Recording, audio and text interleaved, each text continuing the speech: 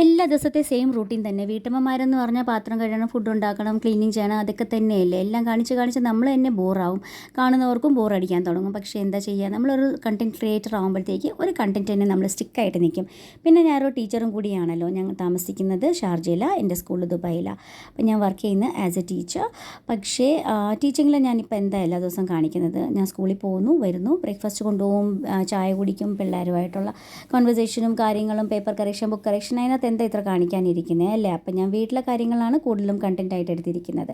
അപ്പം ഞാൻ ഇന്ന് പ്രിപ്പയർ ചെയ്യുന്നത്, ഇന്ന് അവധിയായിരുന്നു കേട്ടോ, ഇന്ന് സ്കൂളിൽ പോകണ്ടായിരുന്നു. അപ്പോൾ ഉച്ചക്കലത്തെ ആഹാരമാണ് ഇതൊരു സാറ്റർഡേ ആയിരുന്നു. അപ്പോൾ സാറ്റർഡേ ഞാൻ പ്രിപ്പയർ ചെയ്തത് മത്തങ്ങയുടെ ഒരു കൂട്ടാനാണ്. യൂട്യൂബിനകത്ത് തപ്പിയെടുത്ത ഒരു കറിയാണ്, പക്ഷേ അതിനകത്ത് കുറച്ച് മോഡിഫിക്കേഷൻസ് ഞാനും വരുത്തിയിട്ടുണ്ട്.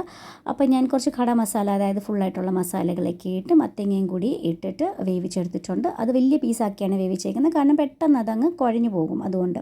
പിന്നെ ഞാൻ ഉണ്ടാക്കിയത് കടി ബജി, അതായത് തൈരിനകത്ത് ബേസൻ, അതായത് കടലമാവ് ഇട്ടിട്ട് ഉണ്ടാക്കുന്ന ഒരു കറി. അതിനകത്ത് നമ്മൾ ഉള്ളിയുടെ ബജിയായിട്ട് ഉണ്ടാക്കിയിട്ട് അതിനകത്ത് ഇട്ട് ഇളക്കിയെടുക്കും. നല്ല ടേസ്റ്റാണ്. നമ്മുടെ മോര് തന്നെ സംഭവം, അതിനകത്ത് കുറച്ച് ബേസനും കൂടി ആഡ് ചെയ്യുന്നേ ഉള്ളൂ. പിന്നെ ബജിയും കൂടി ഉണ്ടാക്കിയിടും. നല്ല ടേസ്റ്റ് അതിന് കഴിക്കാനായിട്ട്. ഇത് നമ്മൾ കഴിക്കുന്ന ഒന്നെങ്കിൽ ചപ്പാത്തി ചോറിൻ്റെ കൂടെ, രണ്ടിൻ്റെ കൂടെ ഇത് നല്ല മാച്ചാണ്. ഞാൻ പ്രിഫർ ചെയ്ത് ചോറ് കഴിക്കാനാണ്, ചപ്പാത്തി ഞാൻ അവോയ്ഡ് ചെയ്തു. ഞാൻ മത്തങ്ങയുടെ കൂട്ടാനും എടുത്തിട്ടില്ല, കാരണം ഇത് കൂട്ടി കഴിക്കാൻ നല്ല ടേസ്റ്റാണ്.